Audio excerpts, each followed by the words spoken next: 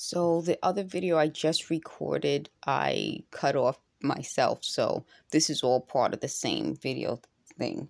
So they thought I was going to do a hair video. I told you guys I started leaving my hair natural. So I just wash it and then I let it air dry. I don't blow dry it.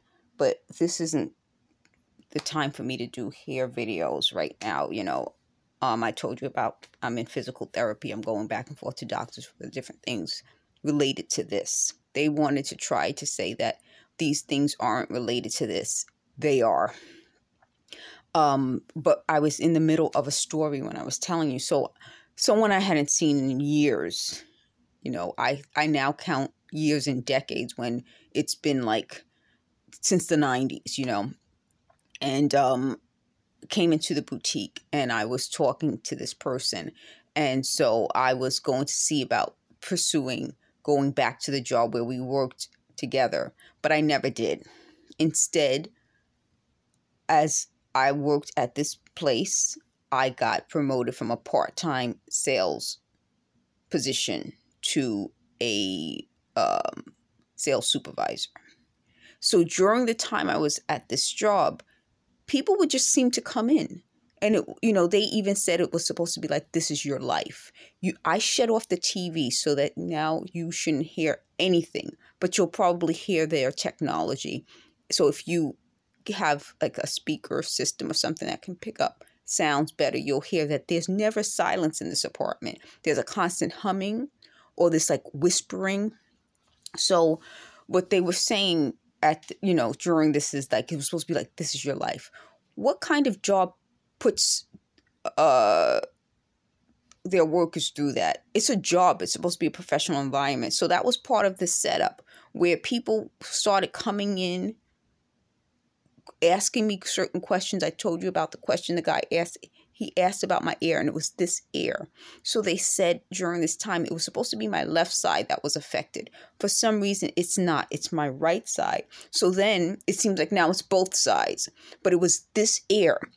He said, oh, do you have like a ring in your ear or swimmer's ear? Is there something with your ear? I was like, yeah, how did you know? That was in 2017. How did you know that? And since then, I realized this was part of their plan. So going over, I'm trying to go over as much as possible publicly so that if God forbid something does happen, people know what these people discuss with me. So as I'm talking to you, I'm trying to remember what was said. That was another thing. In about 2019, they started using the word remember. And never forget, remember, never forget. And that's when I started getting pain in my head. In 2017, a co-worker from the same job who I worked with in 2016 came into the boutique. In 2017, I changed location from Madison Avenue to World Trade Center. And she had a baseball cap on. And she said she went to the doctor for her head. And I said, why? She said she'd been having headaches. And she said, pain here. And she started talking in a foreign language to the store manager. And I don't know that language. So I kind of walked away. So when she left, she said something about her head here. Then in 2019, the same thing happened to me. And they kept saying, never forget, remember, remember. So that started this whole big thing with trying to remember things. So it seems like then they started getting questions of like questioning me and trying to get me to interact with them.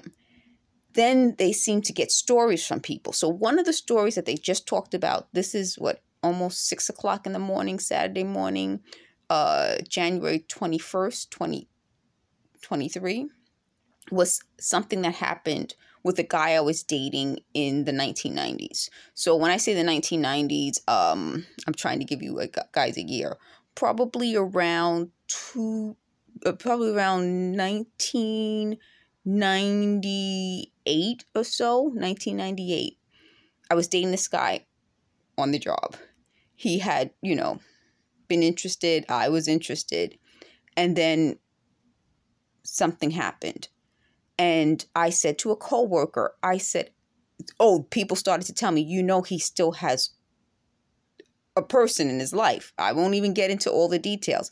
I said to a coworker who was also being pursued by this guy, I didn't know that this was happening. She didn't know.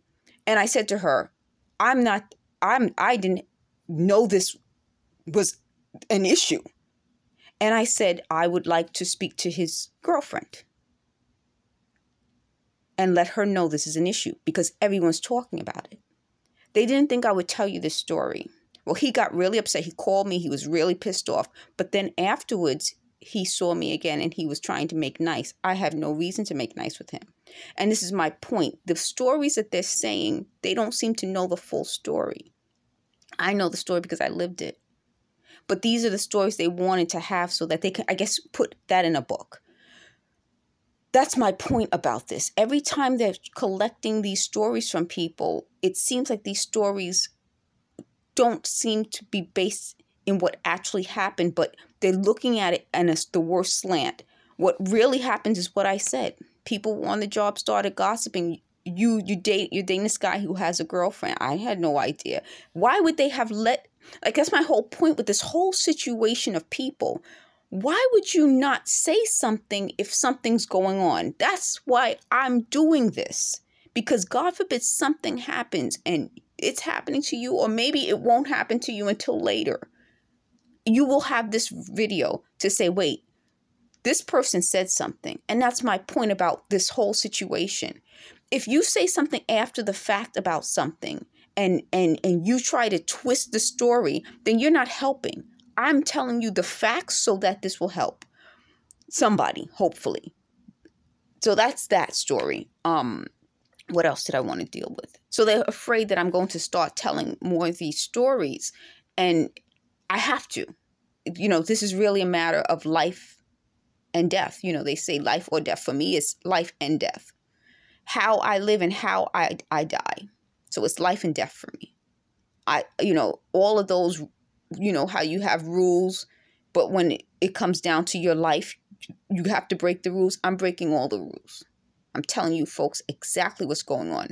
So the guy who came into the boutique was a coworker at the job in the 90s when this situation happened. So I'm trying to put it all together. You see how that seems like they must have had that story, and then by some chance I see this guy, and then another person from a different job comes in. Okay. Then she wants to recruit me to show you how they're now saying that this person hates me. This coworker who I worked with in 2008, 2009, came into the boutique and tried to recruit me to work with her at Chanel. I said, no, thank you. I didn't want to work with her, and I didn't want to work at Chanel. But that goes to show you that this seems to be something that they're coming up with now. So they're like, well, aren't you afraid you're going to offend Chanel? No. I mean, anybody who works in any job and sees what I'm going through would say, I clearly seem and look like somebody who is fighting for her life. I'm fighting for my life. I'm fighting for my mom's life. So the lie was this person had an issue with me. The truth is that person came into the boutique and wanted to recruit me to work with her at Chanel. Okay, what other thing did I want to go over with you? You see how the truth seems more logical than the lies? It doesn't make sense. The lies don't make sense. You can look at my reference letter on my Twitter account. You can look at the research letter I got. I hope I linked it in on the pinned tweet. I think I did link that. You can look up the book that uses my name. You can look up the comments where someone said they're going to continue to make my life miserable. This is my life now. They see me smiling on the outside.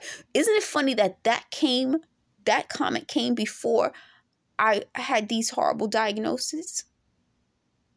That's how weird this is. That person said, you're smiling now. You're smiling on the outside, but you're going to be miserable. We're going to continue to make you miserable. And then I get this. Okay, so I'm going to title this, This is Life and Death. Thanks for watching. Please subscribe for more videos.